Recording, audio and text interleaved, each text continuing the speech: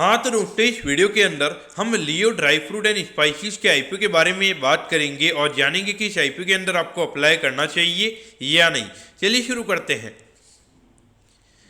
तो देखिए सबसे पहले हम ये जानेंगे कि ये कंपनी क्या काम करती है। देखिए जो कंपनी है 2019 में ये कंपनी स्टार्ट हुई है, यानी कि ऑलमोस्ट अगर हम बात करेंगे तो 4 से 5 साल ये कंपनी को स्टार्ट हुए हो चुके हैं। तो देखिए जो कंपनी है ये ड्राई फ्रूट के नाम यहाँ पे ट्रेडिंग करती हुई नजर आती है, यानी कि आगे से ये कंपनी ड्राई फ्रूट वगैरह बाय करती है, तो उसके बाद में यहाँ पे इसको सप्लाई करने का ये कंपनी हमें काम करती हुई नजर आती है। और उसके अलावा अगर हम यहाँ पे स्पाइसेस की अगर हम बात करेंगे तो स्पाइसेस की कंपनी खुद हमें यहाँ पे मैन्युफैक्चरिंग करती हुई नजर आती है। उसके रिगार्डिंग ये हमें यहाँ पे कंपनी का बिजनेस मॉडल हमें यहाँ पे नजर आता है।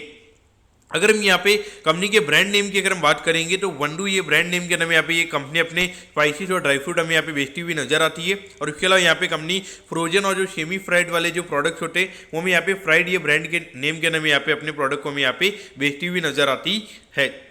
अब इसके अलावा अगर हम यहाँ पे करंटली अगर हम कंपनी के नंबर ऑफ एम्प्लॉइज की अगर हम बात करेंगे तो अराउंड 46 एम्प्लॉइज हमें यहाँ पे कंपनी के अंदर में काम करते हुए नजर आते हैं। और जैसे जैसे कंपनी हमें यहाँ पे और ग्रो होती हुई नजर आएगी तो वहाँ पे कहीं ना कहीं ये जो एम्प्लॉय का नंबर है वो हमें यहाँ पे और बढ़ता हुआ नजर आएगा।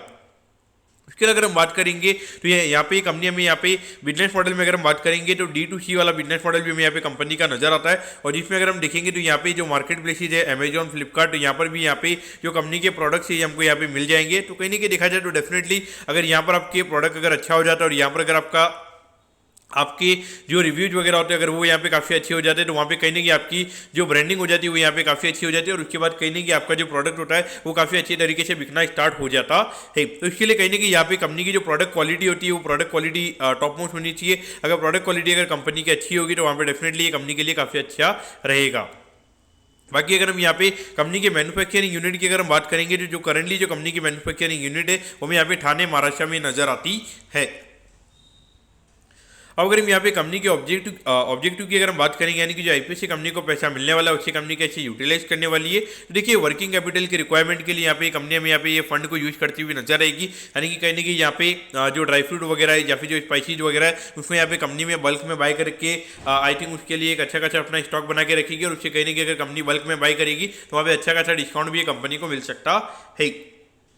उसके अगर हम यहाँ पे बात करेंगे तो यहाँ पे थोड़ा ब्रांडिंग यानी कि मार्केटिंग के रिगार्डिंग यहाँ पे कंपनी को थोड़ा यहाँ पे काम करना है, यानी कि थोड़ा एडवर्टीजमेंट वगैरह ये कंपनी हमें करती हुई नजर आएगी। हाँ डेफिनेटली अगर ये कंपनी का ब्रांड अवेयरनेस अगर काफ़ी अच्छे से क्रिएट हो जाता है और वहाँ पर अगर कोई अगर एक दो अगर कंपनी के जो स्पाइसीज वगैरह है या फिर अगर कोई अगर ड्राई फ्रूट जिसमें कंपनी हमें ट्रेडिंग करती हुई नजर आती है तो वहाँ पे कहीं ना कहीं अगर कोई एक दो प्रोडक्ट अगर यहाँ पे काफ़ी अच्छा हो जाता है तो वहाँ पे कहीं ना कहीं उससे बाकी के जो प्रोडक्ट होते हैं वो भी हमें यहाँ पे अच्छे खासे क्रॉस सेल होते हुए नजर आ सकते हैं। अगर हम यहाँ पे कंपनी के फाइनेंशियल्स के बारे में अगर हम बात करेंगे तो देखिए 2022 में लगभग सिर्फ 5 करोड़ के लगभग ये कंपनी का रेवेन्यू का नंबर था। फिर ये नंबर हमें लगभग 36 करोड़ के लगभग होता हुआ नजर आया था। और जो लास्ट फाइनेंशियल ईयर खत्म हुआ था उसके अगर हम यहाँ पे कंपनी के रेवेन्यू की अगर हम बात करेंगे तो अराउंड 62 करोड़ के लगभग का रेवेन्यू का नंबर हमारे पास में यहाँ पे अवेलेबल है। तो ऑलमोस्ट अगर हम देखेंगे तो 2 साल में यहाँ पे 12 टाइम से ज़्यादा कंपनी के जो रेवेन्यू के नंबर्स है वो हमें यहाँ पे होते हुए नजर आए हैं। तो कहीं ना कहीं देखा जाए तो ग्रोथ के नंबर्स यहाँ पे कंपनी के काफ़ी फिनोमिनल है। और अभी 6 महीने में अगर हम बात करेंगे तो अभी सिर्फ 17 करोड़ के लगभग का रेवेन्यू यहाँ पे कंपनी ने किया है, जो कहीं ना कहीं देखा जाए तो ये थोड़ा नेगेटिव पार्ट हमें यहाँ पे नजर आता है, क्योंकि इसको अगर हम एनुअलाइज करेंगे तो लगभग 35 से 40 करोड़ के लगभग का एनुअल रेवेन्यू यहाँ पे निकल कर आएगा। लेकिन इसमें यहाँ पर ये भी हो सकता है कि यहाँ पे पिछले साल कंपनी ने काफ़ी अच्छा यहाँ पे जो आगे जो ये कंपनी यहाँ पे ट्रेडिंग करने का काम करती है, यानी कि आगे काफ़ी ज़्यादा प्रोडक्ट यहाँ पे हो सकता है क्रेडिट पे यहाँ पे कंपनी ने बेच दिया होगा। तो इसी वजह से कहने की यहाँ पे जो रेवेन्यू का नंबर है वो हमें यहाँ पे ज़्यादा देखने को मिल रहा है। लेकिन आगे ये जो जिनको ये कंपनी ने क्रेडिट पे दिया है उनका कहने की प्रोडक्ट यहाँ पे नहीं बिका होगा, तो इसकी वजह से यहाँ पे कहने के जो कंपनी के रेवेन्यू के नंबर्स हैं वो भी 6 महीने के हमें यहाँ पे कम नजर आते हैं। तो कहने के देखा जाए तो ये नंबर को काफ़ी ज़्यादा हमें यहाँ पे अच्छे तरीके से फोकस करना पड़ेगा। अब अगर हम यहाँ पे प्रॉफिटेबिलिटी की बात करेंगे तो 2022 में सिर्फ लगभग 7 लाख के लगभग ये कंपनी का प्रॉफिट का नंबर था। लेकिन अभी रिसेंटली जो फाइनेंशियल ईयर खत्म हुआ इसमें अगर हम बात करेंगे तो अराउंड 6 करोड़ 63 लाख के लगभग का प्रॉफिट का नंबर हमारे पास में यहाँ पे अवेलेबल है। ऑलमोस्ट देखा जाए तो कंपनी की प्रॉफिटेबिलिटी यहाँ पे काफ़ी अच्छे तरीके से बढ़ी है। लेकिन अभी 6 महीने में अगर हम बात करेंगे तो अराउंड 1 करोड़ 87 लाख के लगभग का प्रॉफिट यहाँ पे ये कंपनी ने कमाया है। तो इसको अगर हम एनुअलाइज करेंगे तो लगभग 3.5 से 4 करोड़ के लगभग का प्रॉफिट का नंबर हमारे पास में यहाँ पे निकल कर आएगा। तो यानी कि अगर कंपनी बाई चांस अगर ये प्रॉफिट इतना कम आता है तो वहाँ पे कहीं ना कहीं अगर हम अगर पिछले साल की कंपैरिजन में अगर कंपनी का पी रेशियो निकालेंगे तो वहाँ पे कहीं ना कहीं जैसे ही कंपनी का 4 करोड़ के लगभग का एनुअल प्रॉफिट आएगा तो वहाँ पे लगभग 30% से ये कंपनी का वैल्यूएशन हमें यहाँ पे बढ़ता हुआ नजर आएगा। तो इसीलिए कहीं ना कहीं देखा जाए तो यहाँ पे ये जब कंपनी लिस्ट हो जाएगी तो इसके बाद में जो इसका जो मार्च वाला यानी कि जो सेकंड हाफ वाला जो रिजल्ट है वो डेफिनेटली काफ़ी अच्छे तरीके से हमें यहाँ पे वॉच करना पड़ेगा। अब अगर हम यहाँ पर आईपीओ की डिटेल्स के बारे में अगर हम बात करेंगे तो 1 जनवरी को ये आईपीओ में स्टार्ट होता हुआ नजर आएगा और 3 जनवरी को ये आईपीओ में क्लोज होता हुआ नजर आएगा। अगर हम प्राइस बैंड के बारे में अगर हम बात करेंगे तो 52 के कट ऑफ प्राइस पे ये कंपनी में शेयर देती हुई नजर आ रही है और 2000 शेयर का लॉट शेयर हमें यहाँ पे कंपनी का नजर आता है, यानी कि एक लॉट को अप्लाई करने के लिए 1,04,000 रुपये यहाँ पर आपको लगने वाली है। अगर हम इशू साइज की अगर हम बात करेंगे तो लगभग 25 करोड़ 12 लाख के लगभग का आईपीओ का इशू साइज हमारे पास में यहाँ पे अवेलेबल है और ये पूरा पैसा में यहाँ पे कंपनी के पास में जाता हुआ नजर आएगा। और इसमें अगर हम रिटेल कोटा की अगर हम बात करेंगे तो अराउंड 35% के लगभग कंपनी का रिटेल कोटा है, यानी कि लगभग 8-8.5 करोड़ के लगभग का रिटेल कोटा हमारे पास में यहाँ पे अवेलेबल है। अगर हम लिस्टिंग की अगर हम बात करेंगे तो बीएसई के एचएम प्लेटफॉर्म पे ये कंपनी में लिस्ट होती हुई नजर आएगी। अगर हम यहाँ पर आईपीओ के टाइम टेबल के बारे में अगर हम बात करेंगे तो देखिए 6 जनवरी को आपको पता चल जाएगा कि आपको अलॉटमेंट मिला ही, यानी अलॉटमेंट नहीं मिलता तो 7 तारीख को रिफंड मिल जाएगा। 7 तारीख को आपके डीमैट अकाउंट में शेयर आ जाएंगे अगर आपको अलॉटमेंट मिलता है और 8 तारीख को ये कंपनी में लिस्ट होती हुई नजर आएगी।